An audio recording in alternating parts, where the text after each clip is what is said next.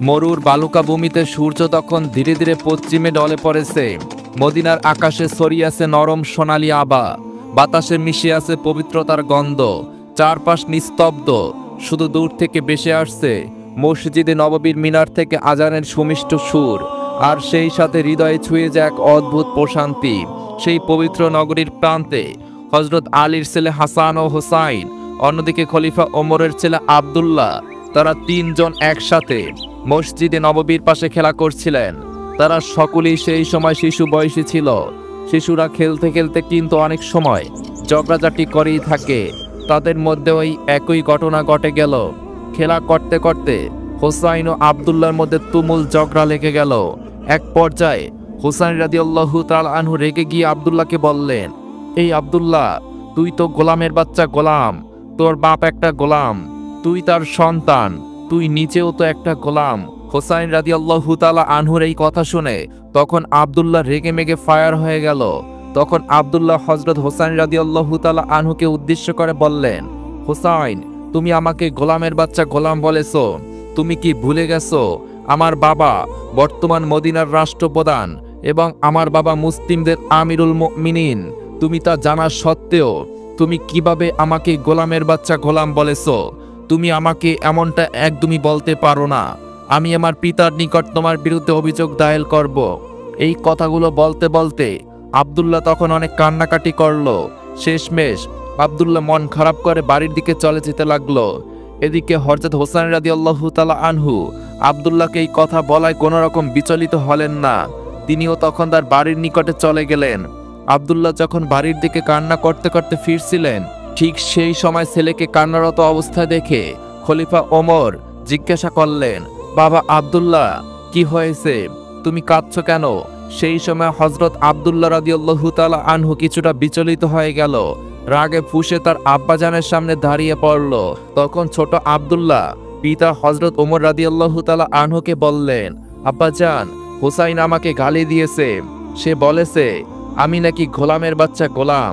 আমাকে বলেছে তোর বাপ ওমর একটি গোলাম, তুই তার সন্তান, তুইও গোলাম, তুই গোলামের বাচ্চা গোলাম। আব্বাজান, আমি আপনার কাছে বিচার দায়ের করলাম, আপনি এর একটা সঠিক বিচার করে দিবেন, কেননা ন্যায় বিচার করা আপনার ঈমানি দায়িত্ব। তখন হযরত ওমর রাদিয়াল্লাহু তাআলা আনহু ছেলের মুখের এমন কথা শুনে অনেক হতভম্ব হয়ে গেল। তখনই হযরত ওমর রাদিয়াল্লাহু তাআলা আনহু তার ছোট ছেলেকে সঙ্গে নিয়ে হযরত আলীর বাড়ির দিকে রওনা হলেন। রেগে মেগে আলীকে ডাকতে থাকলেন। এক পর্যায়ে আলী রাদিয়াল্লাহু তাআলা আনহু তার বাড়ির ভিতর থেকে বেরিয়ে এলেন। আলীকে তখন ডেকে হযরত ওমর রাদিয়াল্লাহু তাআলা আনহু বললেন, ভাই আলী, আমার ছেলে আব্দুল্লাহ তোমার ছেলে হোসাইনের বিরুদ্ধে একটি অভিযোগ দায়ের করেছে। এই অভিযোগটি সত্য না মিথ্যা আমি যাচাই করতে এসেছি। তোমার পুত্র হোসাইনকে ডাক দাও। তখন হযরত আলী রাদিয়াল্লাহু তাআলা আনহু হোসাইনকে সামনে ডাক দিলেন। তখন খলিফা ওমর নিজে হোসাইনকে জিজ্ঞাসা করলেন, হোসাইন, তুমি কি আমার পুত্র আব্দুল্লাহকে গোলামের বাচ্চা গোলাম বলে গালি দিয়েছো? 6 বছরের ছোট বালক। হযরত ইমাম হোসাইন রাদিয়াল্লাহু তাআলা আনহু এক বাক্যে স্বীকার করে বললেন, হ্যাঁ, আমি আব্দুল্লাহকে গোলামের বাচ্চা গোলাম বলে গালি দিয়েছি। তখনই হযরত ওমর রাদিয়াল্লাহু তাআলা আনহু হযরত আলী রাদিয়াল্লাহু তাআলা আনহুকে উদ্দেশ্য করে বললেন, হে আলী, তুমি শুনলে তো তোমার ছেলের মুখের কথা? তোমার ছেলে আমার পুত্র আব্দুল্লাহকে গোলামের বাচ্চা গোলাম বলে গালি দিয়েছে। আগামীকাল জুম্মার নামাজ শেষে মসজিদে নববীতে তোমার ছেলে হোসাইনের বিচার করা হবে। সেই মসজিদে নববীর সকল মানুষের সামনে তোমার ছেলের বিচার করা হবে। তুমি এবং তোমার ছেলে হোসাইন মসজিদে নববীতে উপস্থিত থাকবে। পরের দিন জুম্মাবাদ জুম্মার নামাজ শেষ করে মসজিদে নববীর সামনে হাজার হাজার সাহাবী তখন উপস্থিত ছিলেন। জুম্মার দিনে সচরাচর সকলে উপস্থিত থাকে। ঠিক সেই সময় হযরত ওমর রাদিয়াল্লাহু তাআলা আনহু বলে উঠলেন, হে আল্লাহর নবীর সাহাবীগণ, আজকে মসজিদ নববীতে একটি বিচার সম্পন্ন করা হবে। ওই যে আলীর ছেলে হোসাইন আমার পুত্র আব্দুল্লাহকে গোলামের বাচ্চা গোলাম বলে গালি দিয়েছে।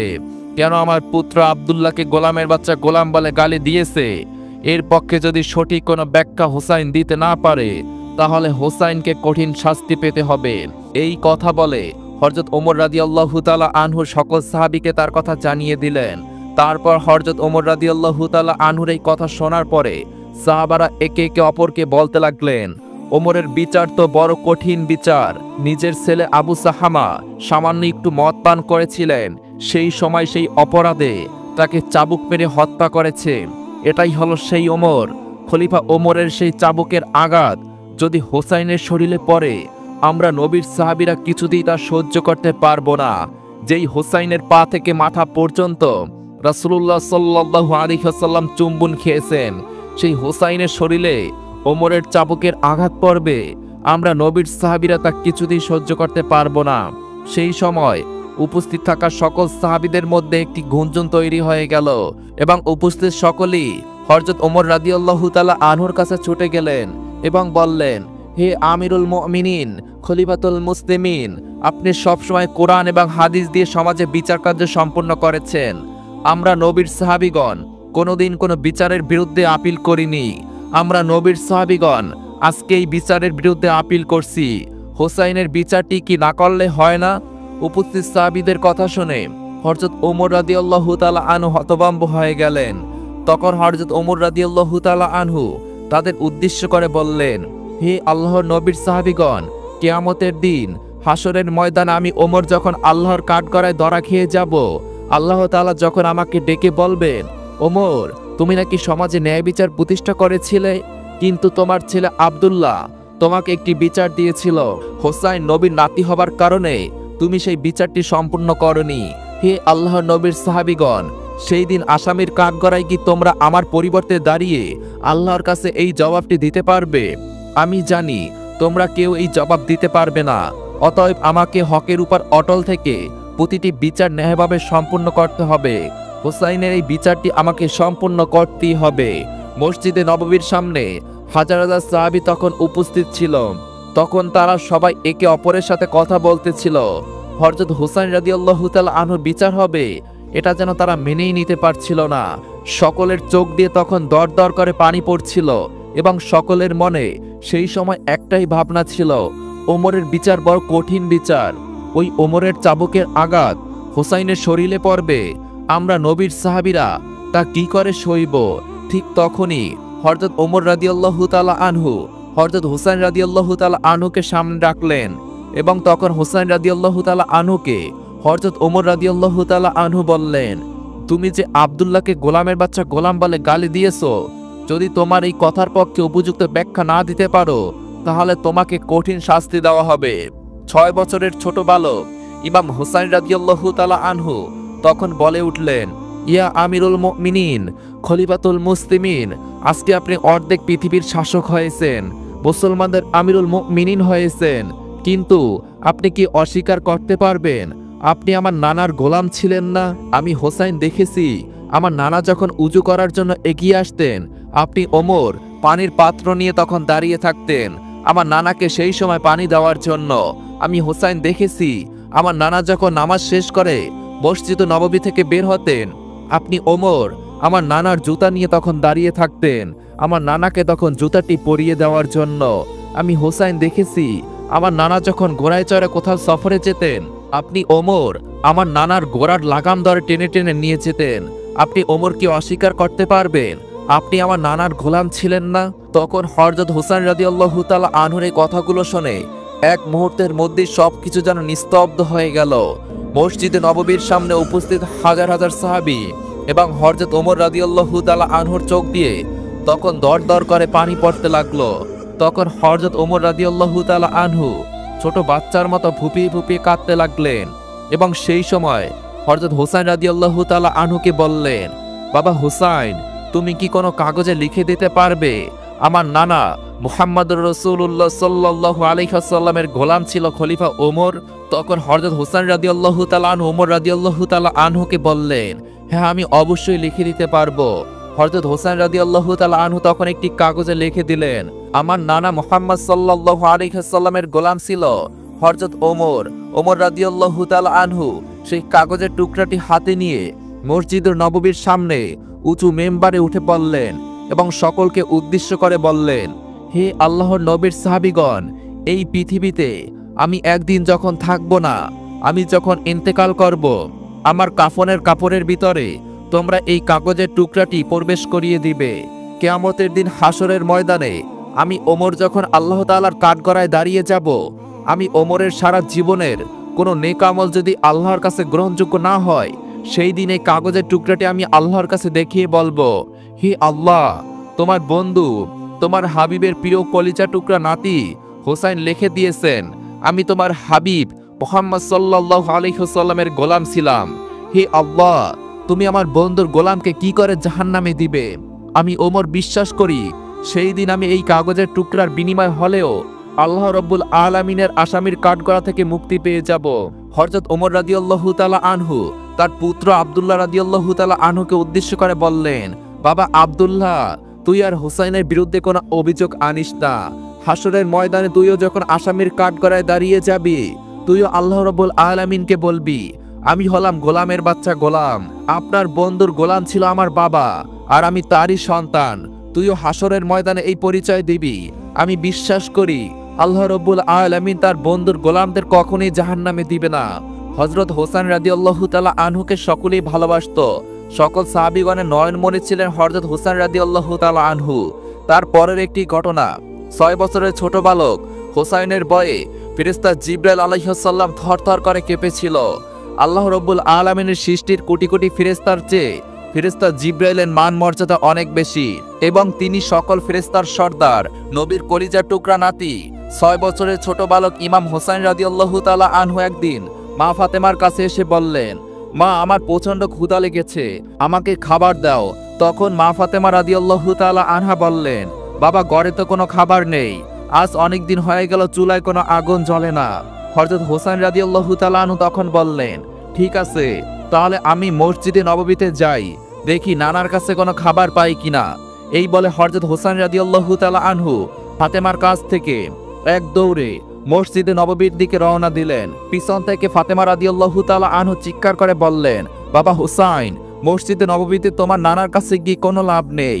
তোমার নানাও 3 দিন ধরে অনাহারে মসজিদে নববীতে বসে আছেন। হযরত হোসেন রাদিয়াল্লাহু তাআলা আনহু এক দৌড়ে মসজিদে নববীর দরজায় এসে দাঁড়ালেন এবং তিনি খেয়াল করে দেখলেন ভিতরে তার নানা বসে আছেন এবং তার নানার পাশে একজন সাহাবীও বসে আছেন। তাকেও দেখতে সুদর্শন ও দৃষ্টিনন্দন লাগছে। সে ছিল ফেরেশতা জিবরাইল আলাইহিস সালাম। সে তখন নবীজির কাছে ওহী নিয়ে এসেছেন। ফেরেশতা জিবরাইল আলাইহিস সালাম যখন নবীজির কাছে ওহী নিয়ে আসতেন, সাধারণত সাহাবী দাহিয়াতুল কলবি রাদিয়াল্লাহু তাআলা আনহু এর রূপ ধরে আসতেন।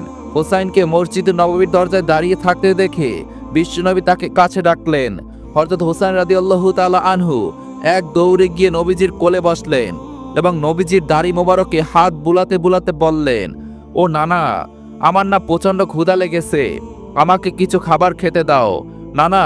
নবীজি তখন অসহায় ও চিন্তা অবস্থায় বললেন, হোসাইন, গত 2 দিন ধরে আমিও কিছু খাই না, আমিও তোমার মতো না খেয়ে আছি, আমি তোমাকে কোথা থেকে খাবার দেব? সঙ্গে সঙ্গে হোসেন রাদিয়াল্লাহু তাআলা আনহু নবীজির কোল থেকে এক দৌড় দিয়ে ফেরেশতা জিবরাইল আলাইহিস সালামের কোলে গিয়ে বসলেন। 6 বছরের ছোট বালক হোসেন রাদিয়াল্লাহু তাআলা আনহু ভাবলেন, এটা আবার নানার সাহাবী দাহিয়াতুল কলবি। নানার সাহাবী ভেবে হোসেন রাদিয়াল্লাহু তাআলা আনহু ফেরেশতা জিবরাইল আলাইহিস সালামের কোলে গিয়ে বসলেন এবং ফেরেশতা জিবরাইল আলাইহিস সালামের দাড়িতে হাত বুলাতে লাগলেন। হযরত জিবরাইল আলাইহিস সালামকে হযরত হোসেন রাদিয়াল্লাহু তাআলা আনহু বললেন, ও নানার সাহাবী, আমার নানার যতগুলো সাহাবী আছে তারা যখন আমার নানার কাছে আসে তখন তারা কিছু না কিছু হাদিয়া তো নিয়ে আসে, কিন্তু আমি প্রায় দেখি তুমি আমার নানার কাছে আসো, আমার নানাকে কি যেন তুমি বিড়বিড় করে বলতে থাকো, তারপর আবার সুযোগ বুঝে চলে যাও, কিন্তু কোনোদিনও তো তোমাকে দেখলাম না তুমি আমার নানার কাছে একটু হাদিয়া নিয়ে এসেছো। আজকে আমি হোসাইন তোমার কোলে বসেছি, যতক্ষণ না তুমি আমাকে খাবার না দিবে ততক্ষণ পর্যন্ত আমি তোমার কোল থেকে নামবই না। এই বলে হযরত হোসেন রাদিয়াল্লাহু তাআলা আনহু হযরত জিবরাইল আলাইহিস সালামের কোলে ঘাপটি মেরে বসলেন। এই দৃশ্য দেখে বিশ্বনবী হযরত মুহাম্মদ সাল্লাল্লাহু আলাইহি ওয়াসাল্লাম কি করবেন তা ভেবে পাচ্ছেন না। হযরত হোসেন রাদিয়াল্লাহু তাআলা আনহুর কথা শুনে হযরত মুহাম্মদ সাল্লাল্লাহু আলাইহি ওয়াসাল্লাম বললেন, ও নানা ভাই, ও নাতি ভাই, ওর কাছে কোনো খাবার নেই, তুমি আমার কাছে আসো। নবীজির এই কথা শুনে হযরত হোসেন রাদিয়াল্লাহু তাআলা আনহু বললেন, আমি আজকে তোমার কাছে যাব না, আমি তোমার এই কৃপণ সাহাবীর কাছ থেকে আজকে খাবার আদায় করেই ছাড়ব। হযরত হোসেন রাদিয়াল্লাহু তাআলা আনহুর এই কথা শুনে নবীজি একটু চিন্তিত হয়ে পড়লেন। তিনি কি করবেন এইটা বুঝিয়ে উঠতে পারছিলেন না, কেননা হোসাইন রাদিয়াল্লাহু তাআলা আনহু যাকে কৃপণ বলেছেন তিনি হলেন আল্লাহ রাব্বুল আলামিনের বিশেষ ফেরেশতা হযরত জিবরাইল আলাইহিস সালাম। নবীজি এটা ভেবে চিন্তিত হলেন, না জানি আবার আল্লাহ রাব্বুল আলামিন হযরত হোসাইন রাদিয়াল্লাহু তাআলা আনহুর উপরে রেগে যান। তখন হযরত হোসাইন রাদিয়াল্লাহু তাআলা আনহু ফেরেশতা জিবরাইল আলাইহিস সালামকে বললেন, হে নানার সাহাবী, তুমি কি আমাকে খাবার দিবে না? আমি 2 দিন ধরে কিছুই খাইনি। 6 বছরের ছোট বালক হোসাইন রাদিয়াল্লাহু তাআলা আনহুর এই কথা শুনে ফেরেশতা জিবরাইল আলাইহিস সালামের চোখ থেকে দরদর করে পানি পড়তে লাগলো। ফেরেশতা জিবরাইল আলাইহিস সালামের দাড়ি মোবারক ভিজে চোখের পানি টপ টপ করে পড়তে লাগলো। ফেরেশতা জিবরাইল আলাইহিস সালাম আল্লাহ রাব্বুল আলামিনের কাছে তখন বললেন, হে মাবুদ, তুমি আমাকে কোন পরীক্ষায় ফেললে? তুমি তো ফেরেশতাদের খাবার খাওয়াকে হারাম করে দিয়েছো। খাবার কি এবং খাবার কিভাবে খেতে হয় আমি জিবরাইল তো জানি না। আমার কাছে খাবার কোথা থেকে আসবে? তোমার বন্ধু নাতি হোসাইন আমার কাছে খাবারের জন্য বায়না ধরেছে। হে আল্লাহ, এখন আমি কি করব? তুমি আমাকে বলে দাও। অতঃপর আল্লাহ রাব্বুল আলামিন ফেরেশতা জিবরাইল আলাইহিস সালামকে জানিয়ে দিলেন, হে জিবরাইল, তুমি কোনো চিন্তা করো না। আমি আল্লাহ কুদরতিভাবে জান্নাত থেকে এক জুব আঙ্গুর তোমার জুব্বার ডান পকেটে রেখে দিয়েছি। তুমি বিসমিল্লাহ বলে তোমার জুব্বার ডান পকেটে হাত দিয়ে দেখো, সেখানে এক জব আঙ্গুর পাবে। আর তুমি এই আঙ্গুরগুলো হোসাইনকে তুলে দাও। ফেরেশতা জিবরাইল আলাইহিস সালাম আল্লাহর এই কথা শুনে বিসমিল্লাহ বলে জুব্বার ডান পাশে হাত দিলেন এবং তিনি আঙ্গুরের জুবটি বের করে হযরত হোসাইন রাদিয়াল্লাহু তাআলা আনহু এর হাতে দিয়ে দিলেন। হযরত হোসাইন রাদিয়াল্লাহু তাআলা আনহু আঙ্গুরের জুবটি হাতে নিয়ে বিশ্বনবীকে বললেন, ও নানা, দেখেছো তোমার সাহাবী কত বড় কৃপণ সাহাবী? তুমি ক্ষুধা নিয়ে মসজিদে নববীতে বসে আছো, আমি ছোট একটি বাচ্চা, আমি ক্ষুধা নিয়ে এখানে এসেছি, তার কাছে কতবার খাবার চাইলাম, কিন্তু সে আমাকে খাবার তো দিলই না। সে আঙ্গুর আবার পকেটে নিয়ে বসে আছে। কত বড় কৃপণ আর বেয়াদব সাহাবী তোমার। হোসাইন রাদিয়াল্লাহু তাআলা আনহুর এই কথা শুনে নবীজি আর চিন্তিত হয়ে গেলেন। নবীজি তখন ভাবতে থাকলেন, হোসাইন ফেরেশতা জিবরাইলকে কৃপণ এবং বেয়াদব বলেছেন, না জানি আমার আল্লাহ কখন রেগে যান। নবীজি তখন হযরত হোসাইন রাদিয়াল্লাহু তাআলা আনহুকে উদ্দেশ্য করে বললেন, ও নানু ভাই, তুমি ওর কাছে আর থেকো না, তুমি আমার কাছে এবার চলে আসো। নবীজির এই কথা শুনে হযরত হোসাইন রাদিয়াল্লাহু তাআলা আনহু নবীজির কোলে চলে আসলেন। এবার রাসূলুল্লাহ সাল্লাল্লাহু আলাইহি ওয়াসাল্লাম তার চোখের ইশারায় ফেরেশতা জিবরাইল আলাইহিস সালামকে বললেন, ভাই জিবরাইল, তুমি তো ফেরেশতা, তুমি তো খাবার খাও না, তোমার জন্য তো খাবার খাওয়া হারাম করা হয়েছে, তাহলে তোমার পকেটে আঙ্গুল আসলো কোথা থেকে? তখন ফেরেশতা জিবরাইল আলাইহিস সালাম চোখের ইশারা দিয়ে রাসূলুল্লাহ সাল্লাল্লাহু আলাইহি ওয়াসাল্লামকে বললেন, আল্লাহ রাব্বুল আলামিন কুদরতিভাবে জান্নাত থেকে আঙ্গুর আপনার প্রিয় নাতি হোসাইনের জন্য পাঠিয়েছেন। হযরত হোসাইন রাদিয়াল্লাহু তাআলা আনহু আঙ্গুরগুলোকে 3 ভাগে ভাগ করলেন। এক ভাগ রাসূলুল্লাহ সাল্লাল্লাহু আলাইহি ওয়াসাল্লামের হাতে দিলেন, আর এক ভাগ ফেরেশতা জিবরাইল আলাইহিস সালামের হাতে দিলেন। এবার আরেক ভাগ নিজের কাছে রাখলেন। হোসেন রাদিয়াল্লাহু তাআলা আনহু তখন বললেন, ও নানা এবং আমার নানার সাহাবী, তোমরা দুইজন আমার মুরব্বী, তোমরা দুইজন আগে খাবার গ্রহণ করো, তারপরে আমি খাবার গ্রহণ করব। এই কথা শুনে বিশ্বনবী হযরত মুহাম্মদ সাল্লাল্লাহু আলাইহি ওয়াসাল্লাম বললেন, ও নাতি ভাই, ওর খাওয়ার কোনো দরকার নেই, বরং তুমি আর আমি দুজনই এই খাবারগুলো ভাগ করে খাই। কেননা রাসূলুল্লাহ সাল্লাল্লাহু আলাইহি ওয়াসাল্লাম ভালো করেই জানতেন ফেরেশতা জিবরাইল আলাইহিস সালাম কখনো খাবার খায়নি এবং তারা কখনো খাবার খায় না, কারণ আল্লাহ রাব্বুল আলামিন তাদের জন্য খাবার খাওয়া হারাম করে দিয়েছেন। শুধু ফেরেশতা জিবরাইল আলাইহিস সালাম না, সমস্ত ফেরেশতাদের জন্য আল্লাহ রাব্বুল আলামিন খাওয়াকে হারাম করে দিয়েছেন। কিন্তু হযরত হোসেন রাদিয়াল্লাহু তাআলা আনহু বারবার একই বায়না ধরলেন। হোসেন রাদিয়াল্লাহু তাআলা আনহু বলতে লাগলেন, তোমরা দুইজন আমার মুরব্বী, তোমরা দুইজন যদি না খাও তাহলে আমি ওই আঙ্গুর খাবো না। হোসেন রাদিয়াল্লাহু তাআলা আনহুর এইরূপ কথা শুনে ফেরেশতা জিবরাইল আলাইহিস সালাম আরো চিন্তিত হয়ে পড়লেন এবং আল্লাহকে ডেকে বললেন, হে মাবুদ, তুমি আমাকে এখন এমন কঠিন পরীক্ষায় ফেলেছো, আমি কিভাবে খাবার গ্রহণ করতে হয় আমি জিবরাইল তো জানি না, আমি তো কোনোদিন খাবার খাইনি, তুমি তো খাবার খাওয়াকে আমার জন্য হারাম করে দিয়েছো। সঙ্গে সঙ্গে আল্লাহ রাব্বুল আলামিন আরশে আজিম থেকে বললেন, হে ফেরেশতা জিবরাইল, তুমি কোনো চিন্তা করো না, আমার বন্ধু, আমার প্রিয় হাবিবের কলিজার টুকরা নাতি হোসাইন বায়না ধরেছে, তোমাকে খাবার খেতেই হবে। আমি আল্লাহর অনুমতি প্রদান করলাম, তুমি আঙ্গুরটা ছিঁড়ে তোমার মুখে দিয়ে দাও, বাকিটা আমি আল্লাহ দেখে নেব। অতবার আল্লাহর পক্ষ থেকে যখন হুকুম চলে আসলো, তখন ফেরেশতা জিবরাইল আলাইহিস সালাম আঙ্গুরের জোপ থেকে একটি আঙ্গুল ছিঁড়ে তার মুখে দিয়ে দিলেন। আরেকটি বর্ণনায় পাওয়া যায়, একবার রাসূলুল্লাহ সাল্লাল্লাহু আলাইহি ওয়াসাল্লাম হযরত হোসেন রাদিয়াল্লাহু তাআলা আনহুর সাথে খেলা করছিলেন। সেই সময় হোসেন রাদিয়াল্লাহু তাআলা আনহু বললেন, ও আমার প্রিয় নানা, আপনি গোরা হয়ে যান, আমি আপনার পিঠে সাওয়ার হব। তখন রাসূলুল্লাহ সাল্লাল্লাহু আলাইহি ওয়াসাল্লাম গোরার মতো বসে গেলেন এবং হোসেন রাদিয়াল্লাহু তাআলা আনহু তার পবিত্র পিঠে চড়ে বসলেন। অতঃপর হোসেন রাদিয়াল্লাহু তাআলা আনহু বললেন, ও আমার প্রিয় নানা, আপনি ঘোড়ার মতো আওয়াজ করুন এবং চলতে থাকুন। সেই সময় রাসূলুল্লাহ সাল্লাল্লাহু আলাইহি ওয়াসাল্লাম ঘোড়ার মতো চলতে লাগলেন এবং ঘোড়ার মতো আওয়াজও করতে লাগলেন। হযরত হোসেন রাদিয়াল্লাহু তাআলা আনহু আবার বললেন, হে আমার প্রিয় নানা, আপনি আবার ঘোড়ার মতো আওয়াজ করুন এবং ঘোড়ার মতো চলতে থাকুন। তখন রাসূলুল্লাহ সাল্লাল্লাহু আলাইহি ওয়াসাল্লাম পুনরায় ঘোড়ার মতো হেঁটে আওয়াজ করতে লাগলেন। অতঃপর হযরত হোসেন রাদিয়াল্লাহু তাআলা আনহু বললেন, হে আমার প্রিয় নানা, আপনি আবারও আওয়াজ করুন। কিন্তু এবার রাসূলুল্লাহ সাল্লাল্লাহু আলাইহি ওয়াসাল্লাম লজ্জার কারণে আওয়াজ করলেন না। তিনি ভাবলেন, যদি আমি আবার এমন আওয়াজ করি তাহলে লোকেরা না জানি কি বলবে। তাই রাসূলুল্লাহ সাল্লাল্লাহু আলাইহি ওয়াসাল্লাম তৃতীয়বার আর আওয়াজ করলেন না। তখনই আল্লাহ রাব্বুল আলামিনের নির্দেশে হযরত জিবরাইল আলাইহিস সালাম অবতীর্ণ হলেন এবং বললেন, ইয়া রাসূলুল্লাহ, আপনি একবার ঘোড়ার মতো আওয়াজ করেছেন, দ্বিতীয়বারও আওয়াজ করেছেন। এই দুইটি আওয়াজের মাধ্যমে আল্লাহ রাব্বুল আলামিন আপনার অর্ধেক উম্মতের গুনাহ মাফ করে দিয়েছেন। আপনি যদি তৃতীয়বারও ঘোড়ার মতো আওয়াজ করতেন তাহলে আল্লাহ রাব্বুল আলামিন আপনার পুরো উম্মতের জীবনের সমস্ত গুনাহ মাফ করে দিতেন। সুবহানাল্লাহ। সকলের পছন্দের এবং ভালোবাসার এই মানুষটিকে কারবালার ময়দানে নিষ্ঠুর এজিদ কি নৃশংসভাবে হত্যা করেছে। মুসলমান হিসাবে আমাদের অন্তর থেকে সেই নিষ্ঠুর এজিদদের জন্য ধিক্কার এবং লাঞ্ছনা থাকবে। হযরত হোসাইনের সেই কারবালার নির্মম ঘটনাটি জানতে চাইলে কমেন্টে জানিয়ে যাবেন। আর ভিডিওটি ভালো লাগলে চ্যানেলটি সাবস্ক্রাইব করে পাশে থাকা বেল আইকনটি বাজিয়ে রাখুন। ধন্যবাদ।